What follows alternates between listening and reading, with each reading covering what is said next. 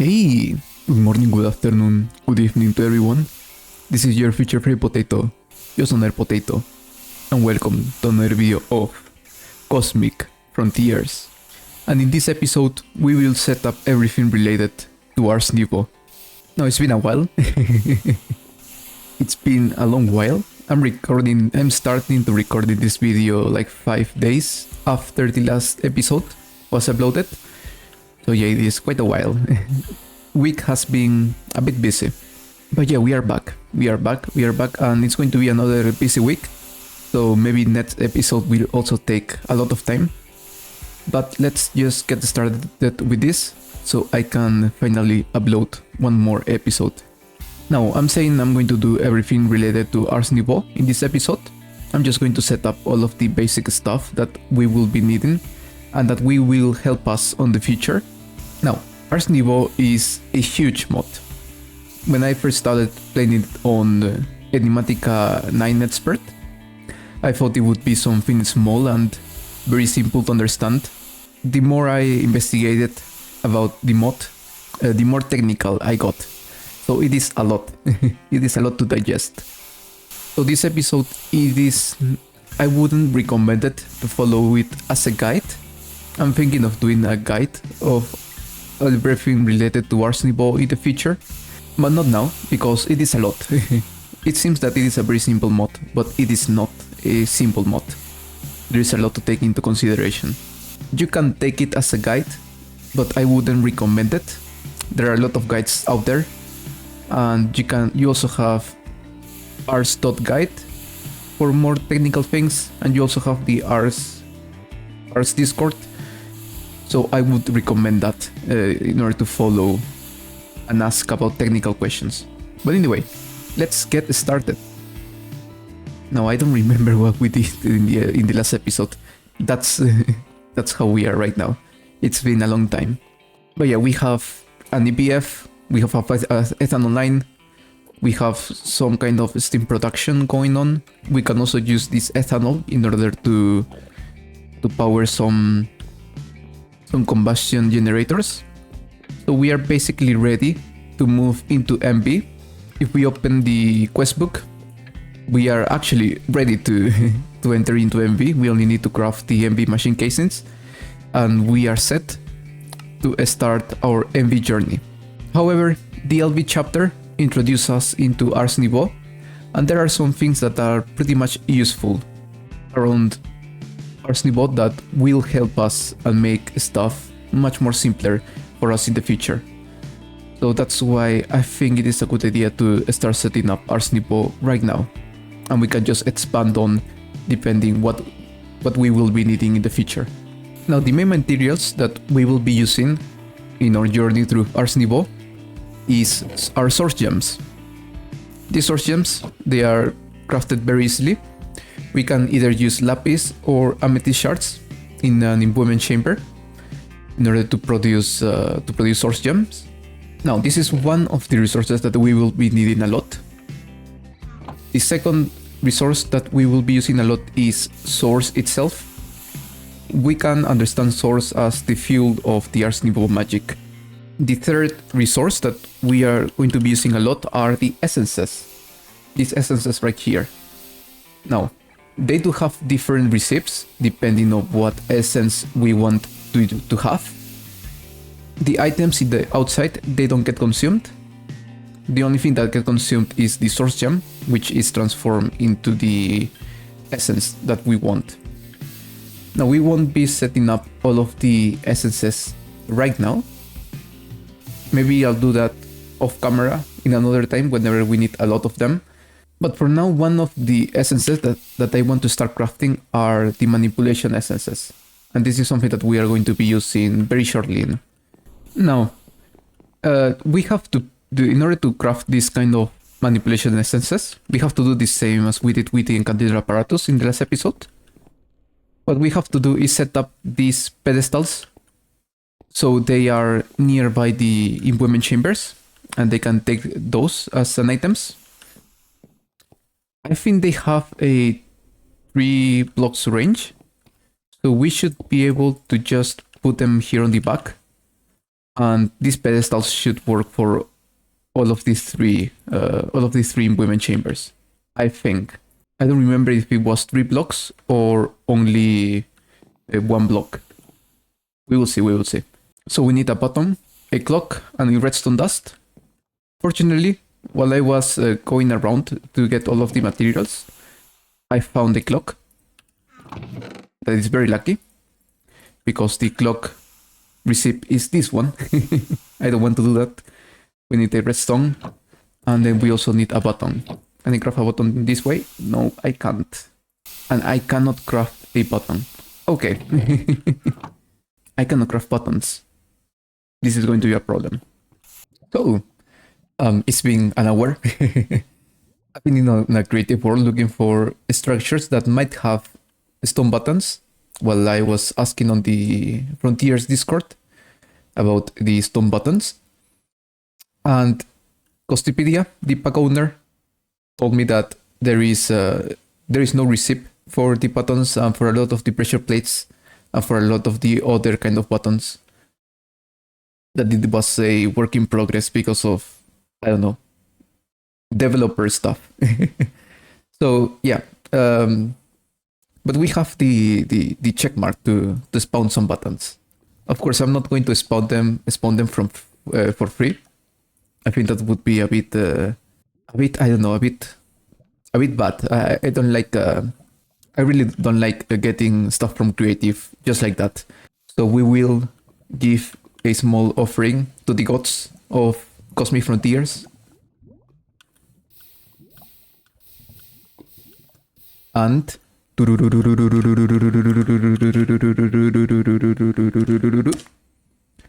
32 buttons. Nice. Now you may be asking, how did I got these cheats activated? I just opened to LAN just for now. So let me just reset the cheatings from this world. Now I'm back. As you can see, there is no cheats available. Unknown command. So yes, we have our 32 buttons. I only need one. I only need one. But I said, why not? Let's get all of the buttons right now. So, what we were doing, we needed to craft some manipulation essence. For that, we need a clock, a button, and a redstone dust around the improvement chambers. As you can see, I only have 1 clock and 1 button and 2 redstone dust. The improvement chamber will scan all of the pedestals around the improvement chamber, just 1 block around. And if they find the items that are required for the receipt, you will be able to input the source gems in this case. So let's do 21 manipulation essence. So we can just drop these ones here. And of course, we need to do something else. So I do need 1 manipulation essence. I already crafted in order to add it into the filter. So we can just drop everything here. Where's the clock? And do 1. And we will wait. So while we are waiting on that, maybe we can start with all of the source generation stuff. That is another thing that we need. Now for source generation, there are a lot of things that we can use. In order to produce source in itself, we need these kind of machines. They are not machines, but yes, these things that are called source links. Each source link will get a different input and produce a determined amount of source. We have the mycelial source link that uses food, italic source link that uses health, I think, alchemical source link that uses potions, volcanic source link that uses lava and stuff like that, and the agronomic source link that uses the growth of plants and crops. So what we are going to do is use a combination between the agronomic source link and the mycelial source link. we are going to grow plants, which will give source through the agronomic source link, and use the harvested products on the mycelial source link to get also more source. So for that we will need one agronomic source link. We need a mushroom stew in order to make the mycelial source link. Now that's not the only thing we need. We need a place to store the source, and for that we are going to be using source jars. Let's do as much as we can. We are going to be using this a lot, so there's no problem on overcrafting. Now this should be already produced. Yes, this is our first manipulation essence. What we can do is set up the filters here so they can accept the manipulation essence. And with all of this, we can start feeding source gems into these things. And anyway, I'll take a look at that later. So I have here two zones, two new places, which we will be using in this episode. We will building in this episode. This place here I wanted to use for planting source berries in order to produce source. Let's start with this. So let's start with the mycelial source link. So let's put a conveyor belt here, and what we can do is put some thin tubes on these sides like this, and we can put some pedestals on the bottom.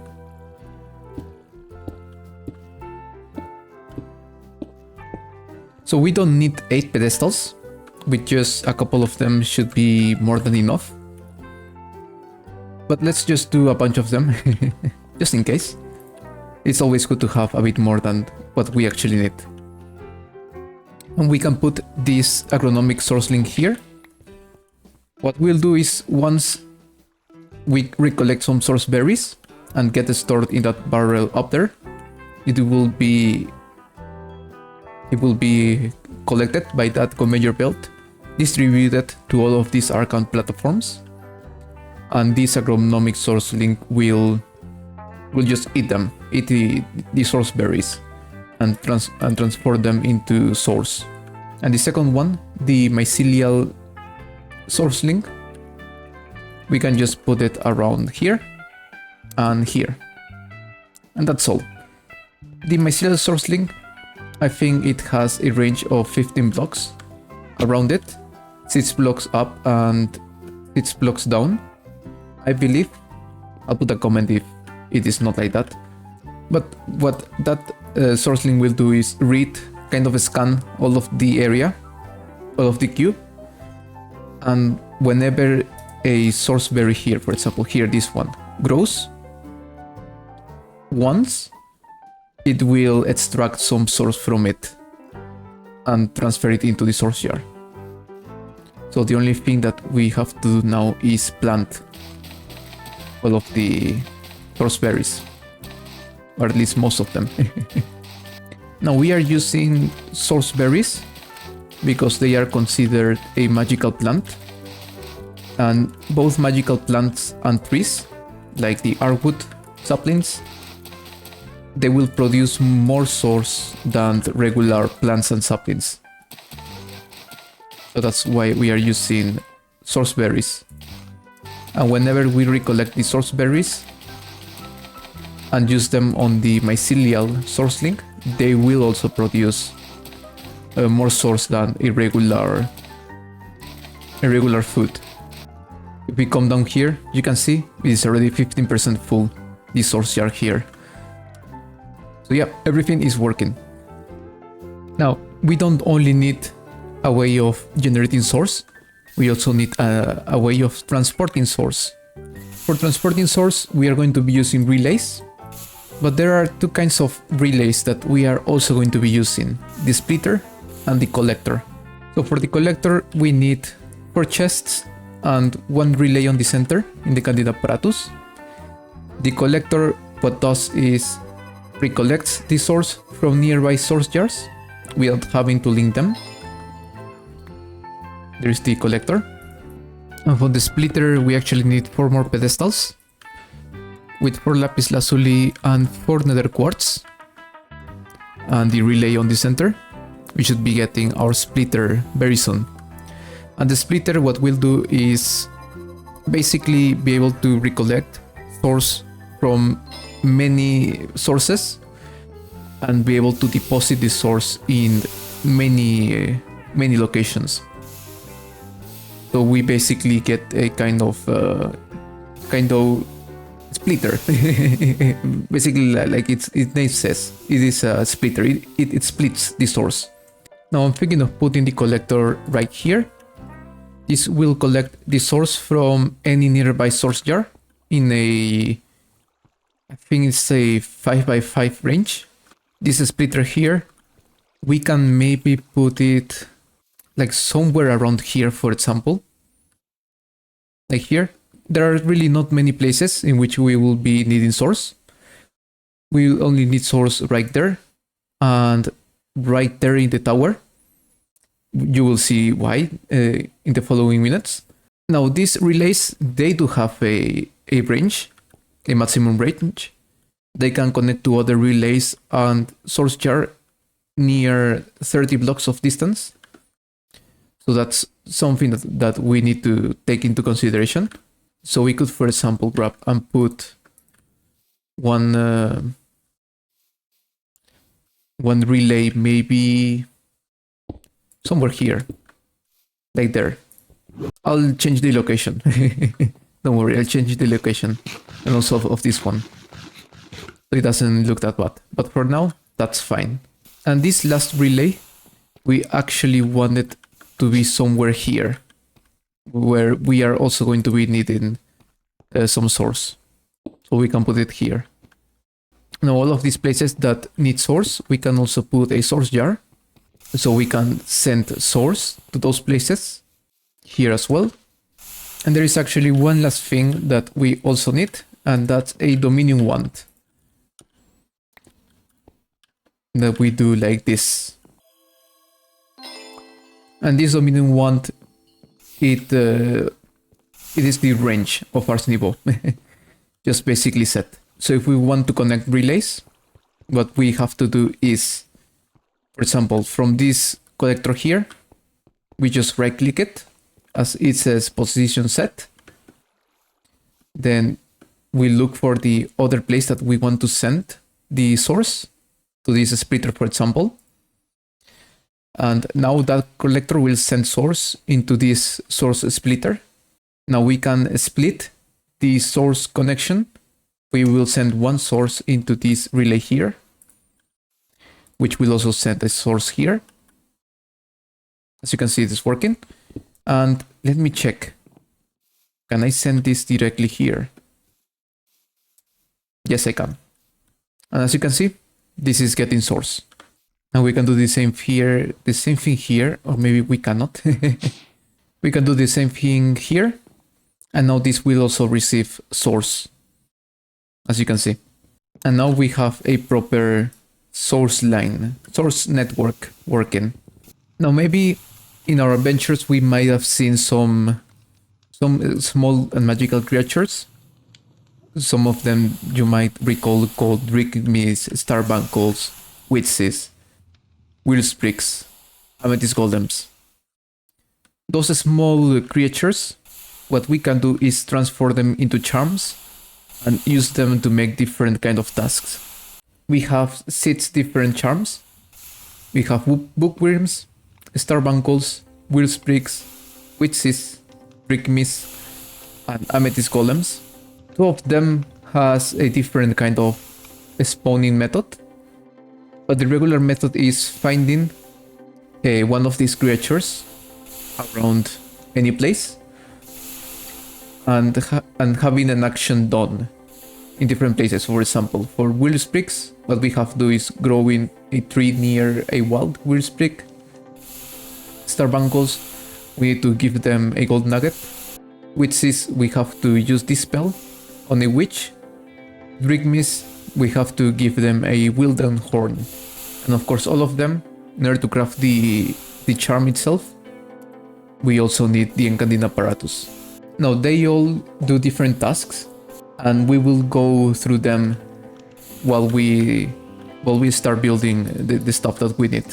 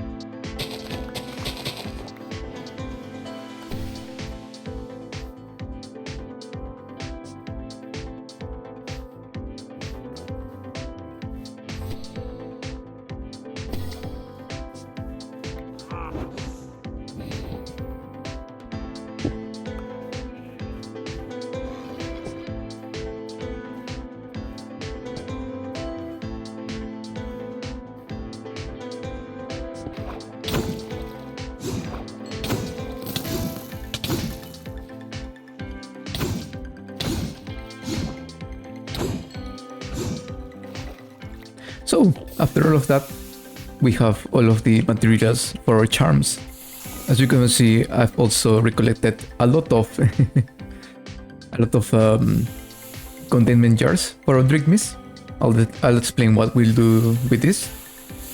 We have a bunch of tokens, which we need to convert into the charms itself. And I already have one amethyst golem charm. So let's start with the amethyst golems. So in case of the amethyst golems, we first need to find one of these, how do you call them? These geodes, and we need to save the budding amethyst. You don't need to mine all of the amethyst. I've just mined it because we will also be needing it. At least get the budding amethyst there alone. And what we have to do is to gather in a ritual bracer, and with source, we have to use tablets of awakening. And if we activate this, any budding amethyst nearby will be converted into one amethyst golem. So we can do this a couple more of times.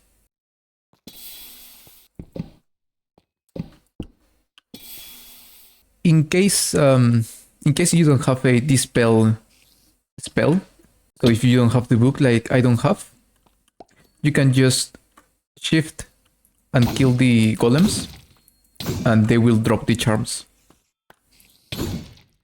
Of course, that's only for these charms, these friends of yours that you have already tamed. If it is a wild one, you won't get the charm. Now that's the first one. Let's go with the starbuckles. For starbuckles, we need to use the enchanting apparatus. So we are going to get 4 starbuckles. You only need some gold ingots and the charm in the center.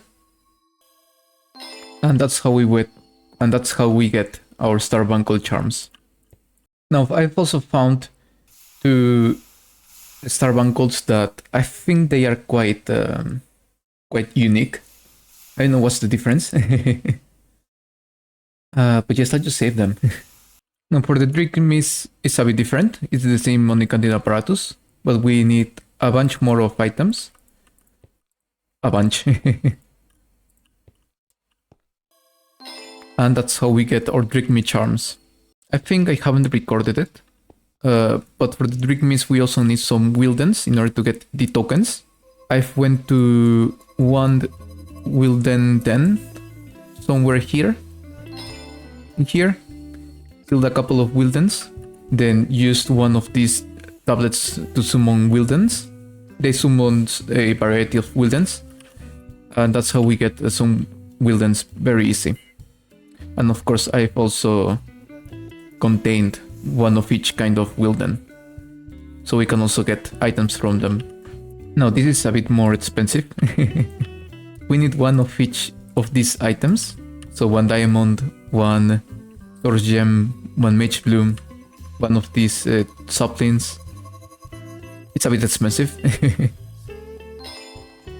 I mean, not really expensive, but there was a bit more of microcrafting. But that's how we get our Willsprix charms. Now the first thing that we should start setting up is these starbuncles in order to get some of these berries being harvested. So starbuncles is basically transportation logistics. What they will do is grab any item that it is thrown in the floor, recollect it, and transfer it into a item storage.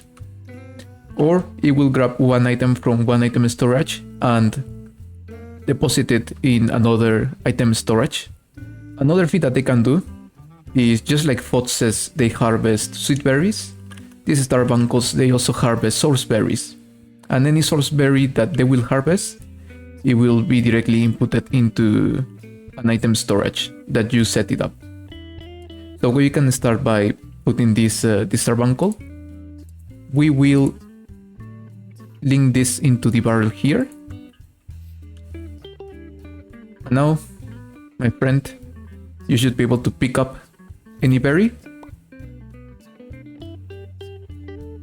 and deposit it here. Now the idea is to recollect the berries as fast as possible, so they can grow as fast as possible as well. So this agronomic source link, it generates as much source as it can, and we get enough berries, so we also produce as much source as we can from the mycelial source link. And I think what I should do actually is change the position of these two. That's better. And now we have a reliable way of sorry. And now we have a reliable way of generating source. Now the second thing we are going to set up are the Drink Me charms. If we come here, I have done this small place for our Drink Me's for now. Of course, in the future, there is a multi-block called the Drink Me Groove. What this does is basically specializes a Drink Me into one single into one single mob drop production. Drink Me's in general, what they do is will scan for either an entity or a containment jar with an entity inside. What we'll do is grab its loot tables. It will condense it into one big loot table, and it will produce one random item from that loot table. The more unique mobs you have in the Drink Me array, the more items you will get after each cycle, and the more Drink Me's you have, the faster the cycle will be. So if we use the Drink Me's just like this, like the regular Ars Nouveau intended to, we would have a bunch of different mob drops being produced. But if we use this Drink Me Groove, which is especially done for this modpack, we would only need to have a bunch of these Drink Me charms inside the Drink Me Groove, and it will specialize in one only resource. But of course, the Drink Me Groove is still something that we are very, very far away. So setting up this Drink Me farm here is going to be our best option. So as I said, Drink Me's, they work in cycles. What Drink Me does is, well, first you have to make a Drink Me henge by setting up one Drink Me charm into a mossy cobblestone. And as you can see, now we have a Drink Me. We can set up the rest of Drink Me's. We need to have a source jar with source being supplied on the side, and also any kind of storage unit. In this case, we are using storage controllers, but this can be just chests, barrels, any kind of storage will work. This storage controller is linked to these drawers down here. I have a bunch of them because we have a bunch of mobs. We cannot control which drop the Drink Me will farm, but we can also basically bias which mob the Drink Me will farm. As I said, each unique mob that we have in the Drink Me array will produce more items, but they will have the same amount of chance of getting the drop to be produced if we have the same amount of unique mobs. So if we have one mob of each unique mob, all of them will have the same chance of producing one item. However, if we, for example, I have 2 Enderman containment jars, this means that the Enderman loot table will be more biased towards getting a mob drop from the Enderman rather than from any other mob in the big loot table. It is a bit hard to explain just like this. And as I said in the beginning, I'll do a proper video to explain all of this. But let's start just setting up all of this stuff here.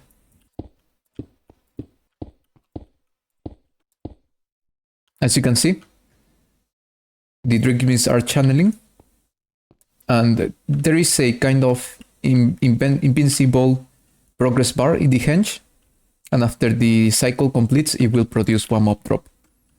So we only need to put all of the jars. Of course, there are some mobs here that they don't have a loot table. For example, the bees. There's I think only bees here. They are the only one that don't have any loot table. Yeah, so basically these mobs that they don't have a loot table will also contribute to the number of unique mobs that it is in the Drigmis array. So basically they will help us to boost the amount of items that we get from each cycle. And as you can see, we are starting to produce stuff. A lot of items, and I'll most likely need to expand the amount of throwers that we have here. Now the next thing I want to set up are the amethyst golems, so we can start producing some amethyst breakaway.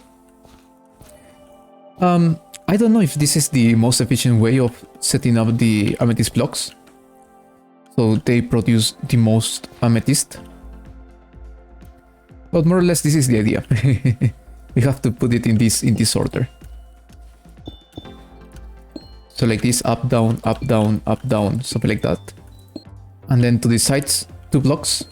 And we do the exact same thing. Basically, my thinking is that, okay, so whenever the budding, this block of amethyst, it turns into a budding block, it will grow into this block here, this face here, this face here, this face here, and the face down there. So if we want to use the most space, then we cannot put this block of amethyst here in this face here. We have to put it 1 block to either to the right or to the left. And if we put it like right above this block here, like here for example, then if we do the same here, so if we put it here and then the other one right there, then we will have 4 blocks here without any amethyst being grown. So that's basically my thinking while I was doing this design here. Now, in case of the amethyst golems, they have a weird range. So the book, at least while I was playing Enigmatica 9 Expert, the book said that it has a 10 radius, 10 blocks radius effect. But in practice, it did have a lower radius. So we are just going to go safe. This is to the side 5 blocks, down 3 blocks, and up 10 blocks. Or 9, I don't remember. But yeah, I mean, we really don't need that much. So we really don't need to worry that much about if we are being the most efficient way or not. But this will work. That's what matters.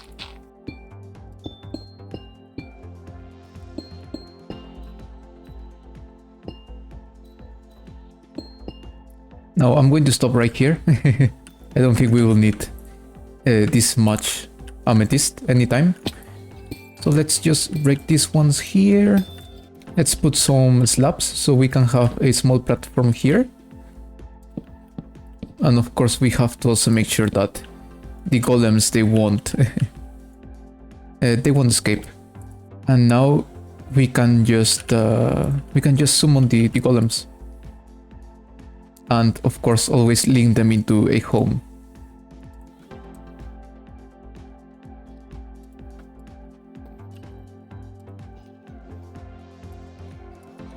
I think 4 golems is a bit overkill. I think it is a bit overkill. But now they will start building some blocks, as you can see right there. All of the golems will start building the blocks. And a passive trait of them is that they also make the whole growing process quicker. So basically from these building blocks here, they will grow the buds, they will grow quicker into clusters. And after that, they will stomp the floor whenever all of the buds are into a cluster, so at the last stage, and they will recollect the amethyst shards and will store them into the barrel right here. Now the last thing that we are going to set up are wheel sprigs, but I have a small debate. So wheel sprigs are a bit, I don't know how to say it, but they are a bit stressful to set up. The idea of the wheel sprigs is that you have a kind of twofold efficiency considerations. So you have to first make the wheel sprig very happy with its home, with all of the environment, which is a 10 block radius from the flower, which is centered. And you also have to have enough of the plants that you want to harvest to make them considered also happy enough with those plants, with the amount of plants in that for that unique plant. I know I didn't explain myself very well, but it is a bit complicated, and you do want to make it as happy as possible and not to go too far from it or get too short of it, because if not, you are going to either lose efficiency or you are going to need a bit more of stuff to do so you can be a bit more efficient and produce the most amount of crops from it. So as you can see here, I have a bunch of different food that I actually want to craft. The food that I was using are melon juices, bread, popcorn, some corn. I was also using candied nuts, a lot of stuff. And they do have a kind of a small diversity threshold. My diet is not good. It's not as good as it was. And the idea is to have a well-balanced diet. And we also want to have a food diversity at a higher number. The higher the threshold, the more benefits we will be getting. And our objective is to get the insulation, these insulation things. And I've chosen all of these items to consume from now on. They will give us almost all of these diets factors without taking into consideration the psi energy, which I think you can only get from eating LV circuits. These ones here, they give you 10.5% of psi energy. But of course, for now, for me, they are still expensive, so I'm not going to eat circuits. I don't think it is quite safe either. But I want to also raise my food diversity threshold. So what we'll do is plant all of the plants that are required for all of these recipes. And because we are going to be entering to Botania very near, as you can see, I have a lot of flowers. My main idea is to plant the tall versions of the mystical flowers. I'm still missing one, the orange flower, so for now we will only plant the regular orange flower, but the rest I want to have them on the tall simple version of the flower. So it is time to do some gardening.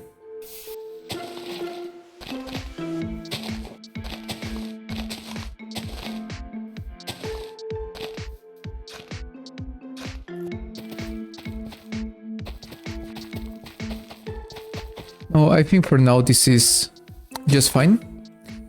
The weird sprigs, they won't be as happy as I want them to be. But, I mean, it's just a start, to start up all of this. It's a bit stressful to kind of min-max the weird sprigs. They're a bit different to understand. It could be better, of course this could be better. I could plant a bunch more of crops, but it is not that we need that many crops for now. Most of the stuff that we need are the flowers. And here I'll have all of the storage for the flowers and the crops and that kind of stuff. So yeah, now it's just a question of waiting. Waiting for them to produce stuff. And of course I will also have to move stuff around. So they are quite organized. But yeah, those are our weird sprigs. I can throw the rest of them in here. Maybe I should. But I'll just leave them like this for now. As you can see, in that small time, we already have 76 amethyst shards. And 1, 2, 3, 4, 5 wooden crystals. 76 from only 5? That's good, I think. We can say that this is good. We're producing a bunch of amethyst shards. And if we come to our drink miss, in this small time, we are producing a lot of bows. A lot of bows. But yeah, we have a lot of things being produced. More bows. Even more bows. So many bows. 44 ender pearls, look at that. Now that we have some passive resources going, let's finish the episode with some better equipment. So Ars Nouveau is everything about magic and spells. So of course, we need to have our first novice spell book. We cannot do the third one because we need another star, a totem of undying, and a wooden tribute. So yeah, we'll just stick with the tier 2 spells. Now, in order to do spells, we do need a special kind of table. We need the scribe's table. We only need one. We can put it right here. Maybe like this. Yeah, like this. And with this, we can basically learn any kind of spell we want, as long as we have both experience and the materials to do the spells itself. Now, in order to learn one spell, we need to grab our spellbook, right-click it on the table, and we need to search for the book we want. Sorry, for the spell we want. So, for example, let's do the Conjure Mage Light. We click it, we select it, and now we just have to throw the items that are requested.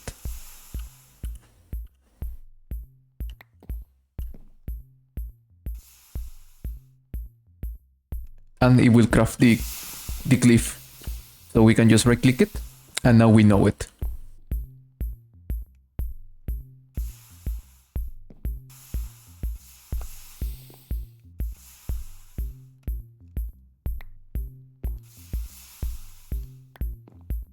Now some of these glyphs, they require an essence.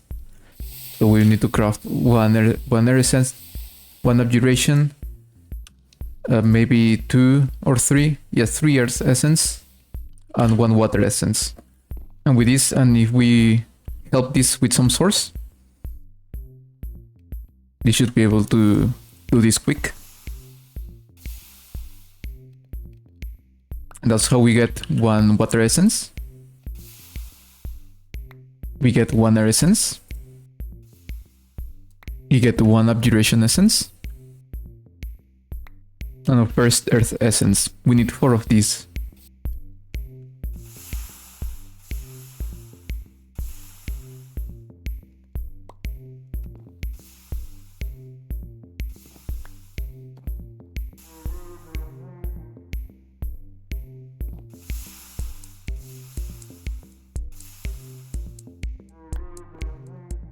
Nice. Now we have some basic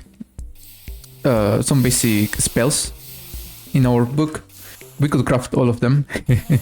I'm not going to do that on video. I'll just be crafting them off camera, little by little. I want also to use this for making damage, but I think I'll do that on another time, not now. For now we have just some basic spells. Fell, to act like an axe. Crush, very easy to automatize. Sand, which we are going to be needing a lot in the near future. Craft, just a portable crafting table. Conjure water, just to have some water on hand. Grow, we have conjure match light for illumination. We have heal, and we have leap for some movement. Now the next thing is upgrading our armor. Our armor is just fine. It's not the best, but it is not the worst. But I think we can upgrade to a bit better armor, and that's the one of many Ars Nouveau sets of armors. If we come to the Ars page, we have 3 sets of armors. We have the Sorcerers, the Arcanists, and the Battle Mage. The different thing that you have to take into consideration is that, for example, the Sorcerers, the Sorcerers is mainly for kind of like magic only use. The Arcanist is kind of a combination between magic and melee, and the Battle Mage is basically a more short range armor. So depending on what's your main kind of focus on whenever you are doing some damage, that's the armor you want to do. In my case, I don't think I'll be using that much the Mage spellbook, so I want to use the Battle Mage because it has the most armor out of all of these 3 sets.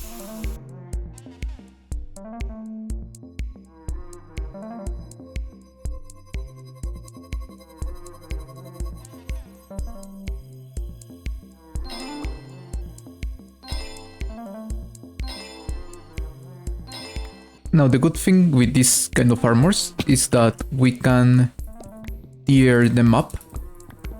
There are 3 tiers for each set of armors.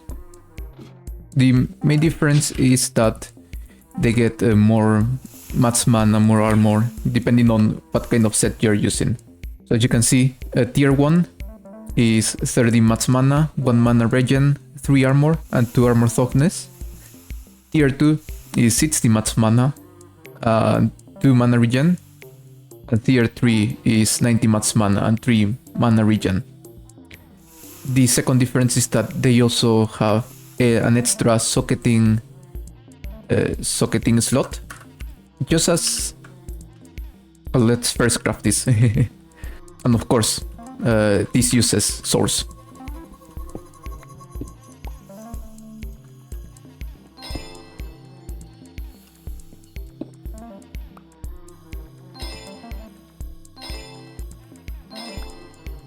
So that's our tier 2 Battle Mage set. Now, I was talking about socketing this armor. Just like Apotheosis, armors and weapons have these affixes that has some kind of extra advantages you can get, and also has some empty sockets which you can socket some gems. The Ars Nouveau sets, they also have a kind of a special socket. However, the difference is that they don't use gems. What they use are these threads. Yes, threads. This would be like the kind of gems for Ars Nouveau if we are talking on Apotheosis terms. All of these threads are done through the Incanting apparatus, and they have different effects depending on which kind of thread you will be using. For example, the thread of the Drigme, it grants an additional stack of looting. However, in order to set some threads into this armor, we need to do the alteration table. We can put it here. Now, in order to make these threads, these special threads, we also need some blank threads. This is very simple. Just some gold rods and mesh plume fiber. We should be getting some blank threads. And in order to augment this thread into the thread that we want, we only have to use the enchanting apparatus. In this case, I'm going to be making threads of repairing.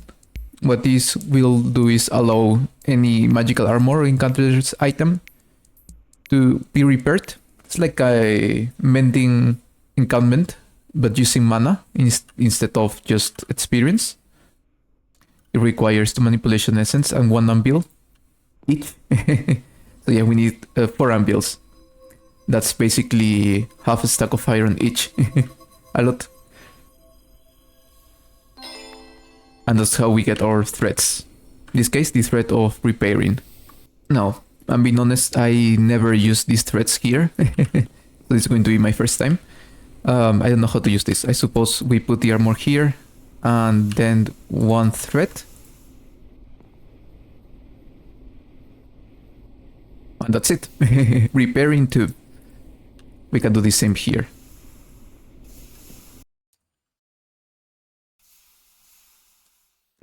And with that, all of our armor has repairing into it.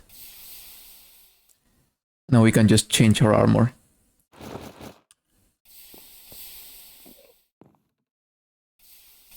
Oh, so I only need one repairing into 1 piece of armor. You have equipped armor that contains a perk you already have. You only receive the effect of the perk once. Okay. So I didn't need to do 4 perks of repairing. I understand. But now we have a much better armor. As you can see, we have 4 pieces of toughness and the full armor bar. The previous one, we also have the full armor bar, but only one shield of toughness. And overall, I think this has a bit more, or almost the same amount of armor. 3, 6, 8, 3, 20 armor, and this is 20.5. So basically 20. It's almost the same. The difference is that this can be repaired. And that's everything for this episode. We've done a lot of stuff. If we come here to our Trick Me chambers, there's a potato. It is me. But we also have a lot of items in here. We have 7 ingots of gold and some gold nuggets. We have some iron here being produced. A bunch of wool and leather. We have a lot of meats. We have 5 wither skeleton skulls. A bunch of ender pearls. We have a lot of stuff going on, and that's nice. That is very nice. Our amethyst golems here, they are also doing good. 884 amethyst shards. I think this is going to be also quite useful for us if we get the dust and we electrolyze it. We get both silicon dioxide and iron. Silicon dioxide, we can turn it directly into hot silicon, or we can also electrolyze it for regular silicon and some oxygen. Well, silicon, we will be using this a lot for these silicon bowls, and hot silicon as well. Especially the silicon bowls will allow us to make some silicon wafer, which is used in a lot of stuff. For example, diodes. And also these kind of wafers, weird wafers. So yeah, I think this is going to be a good source of silicon. I think, or maybe not, I don't know. But I mean, we produce a lot of amethyst. I'm not going to be using all of that at once. So it's going to be a good source of silicon, a little start MB. We are also getting a lot of crops. And I might actually need to expand the drawers for this place here. We're getting also a lot of flowers, which is also important, because we will very soon start with Botania. And with all of that, I actually will craft all of this food off camera.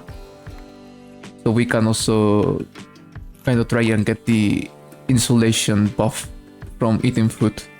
That's going to be the best. I had the insulation for a while. Now I don't have it, and it is noticeable. But yeah, we've done a lot of stuff, a lot, and it is very nice, very nice. I feel very nice with this episode and with all of the implementation together with Ars Nouveau. But anyway, this is everything for this episode. In the next episode, we will enter into MB, and I think our goal for next episode will be to get the advanced circuit assembler. I think it is a long path. It is a very long path. We need to get polyethylene. We need to get HV circuits. We need to get vanadium steel. We need to get the CPUs that we were talking about. So yeah, it's a lot.